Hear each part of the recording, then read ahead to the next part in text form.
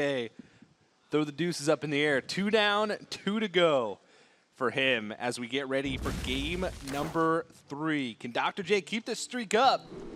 He's going to be playing the Dragon Priest up against Neirea's Rogue. And this matchup to me is really cool because it's so much different than I originally thought it was, where I always thought Dragon Priest just kind of got stomped by this deck. There was just so many tools to work with that they could blow you out of the water on tempo, they could take a really strong early lead, and you had no real recovery mechanics. But if you look at Dr. J's Dragon build, he's got a copy of Dragonfire Potion in here, which is an incredibly important tool when you're facing down the mid-game giant threats. And I'm thinking specifically Stealthed Auctioneer. That's one he's unable to interact with. But the second thing is he's got Defender of Argus. And Defender of Argus can certainly deliver a little bit more damage than you maybe were accounting for, and at the same time set up a stronger board state than you're accounting for in Neirea's position. So this matchup really boils down to how much pressure Dr. J can get on Neirea, and whether or not he can have a significant swing in the face of one of those giant push turns that Neirea can have. Dr. J also has in his deck 2 Blackwing Technicians, which is not a choice that we see made too often. Sometimes a one of. Sometimes people exclude it from their deck if they want, say a little bit more AoE, couple bookworms, things like that. But just being able to curve out can also be good against Rogue. Punish Rogue for having awkward hands. Punish them for putting a coin in their deck and drawing it in an awkward spot. That's a big facet of Rogue, actually, is a lot more of it boils down to how they draw their own cards rather than what you actually do to them. And that's just because that's the nature of a combo deck. When it draws all the right cards, it'll succeed a lot. When it doesn't, it kind of just looks like a pile of weird, uninteractive cards. But they meant to function on a specific purpose where it's much more percentage play than just about anything else. Yeah, but it's up to you as the opponent to sort of recognize when your opponent has a weak hand and make their turns even tougher because of it. You might find that if you go for value when you realize that your opponent has a weak hand, it can feel good because they're not building a board, so I have an excuse to go for value. But sometimes it's just better to go for pressure. If they have an awkward hand, punish them for it. Yeah. Can't draw any more cards if you're dead. Amen to that, brother. Thank you. And Neirea's hands, it's not very dead. It's not very weak. It's just a lot of good minions. I think it's one of the things Dr. J can struggle with, is just a lot of strong minions. He can, yeah. Dr. J can definitely struggle with that. Dragon Priest does, have a very few answers to those things sometimes, so they can't pick up that Shadow or Death. But, we've talked time and time again, Dr. J coming in as the newcomer. Sometimes that's an advantage because people may underestimate you. Go ahead and take a look at what he had to say. People may underestimate me, or they may throw me aside. They may not give me the validation I feel or other players may feel I deserve. And I think that's just an advantage for me. I have to agree. I think when your opponents underestimate you, they read your hand wrong. They look into your plays differently. It's a big deal to show someone respect and know what a play means from someone you understand versus someone you've never played before. Dr. J said earlier that his group was incredibly tough, and maybe the other players thought so too. They might have overlooked DrJikininki as a player that they needed to prep too much for. And, advantage being the underdog. And also, if they start to respect you, maybe they start to play worse because of it. There's a lot of advantages coming into a series like this when people don't really know too much about you and they have such a small sample size. And Dr. J is building up a board. That Conceal is a really interesting draw right now.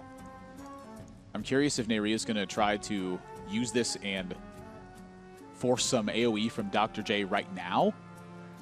It's like a threat check for it, or if he's going to wait and try to couple it with the Auctioneer.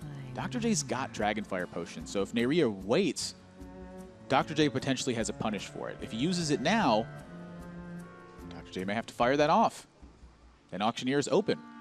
But how much is left on board after that? These are some tough turns that these two are running into, and that's the nature that you get into with Rogue, is your decisions, albeit they tend to go to the same direction, which is finding a big combo turn. It's a tough road to get there.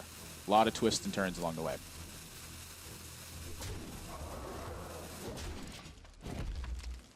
A lot of planning ahead as well. What cards do you feel like you can play around? And another Cabal Talon Priest picked up, so Dr. J can keep fighting for the board. But how long can that go on? You know, the more time you give Rogue, the more chances they have to draw into all that stuff. The Gaijin Auctioneers, the Conceals, the big questings, the Edwin. Those are things that right now Dr. J doesn't have a great answer for. You mentioned the Dragonfire Potion,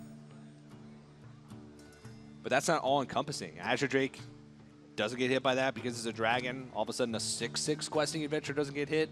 The 8/8 Van Cleef that's concealed doesn't get hit. You know, I noticed at the start of this game, Neirea was playing pretty quickly, and Dr. J started to match that pace.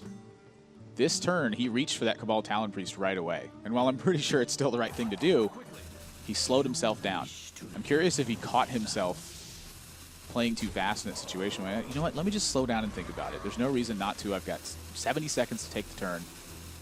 Just find the best solution. He is trading a whole heck of a lot. Really is. And that worries me a bit because Dr. J's deck just doesn't have a lot of reach in it. It's very reactive. It's a lot of strong tempo plays. Plays a value-oriented game. Every single time that he invests into Neirea's minions, that gives Neirea more time. He's fine with his minions being removal resources. Neirea has no way to protect his life total, so he's not okay with taking too much damage there. He also traded off his only dragon, so now even though he's pushing damage, this Dragonfire Potion is going to clear off his own board as well. And this is the turn that Dr. J was not hoping for. It's a Dragonfire Potion, but he's got none of his own dragons out. So it's a full clear. And Neirea is holding an extra Gaijin Auctioneer. I think this game is lights out for Dr. J here. Is there any way you can wait? Wait one more turn. Potentially heal up your Cabal Talon Priest. Try and get it. Try and get a little bit more out of these minions before you go for it.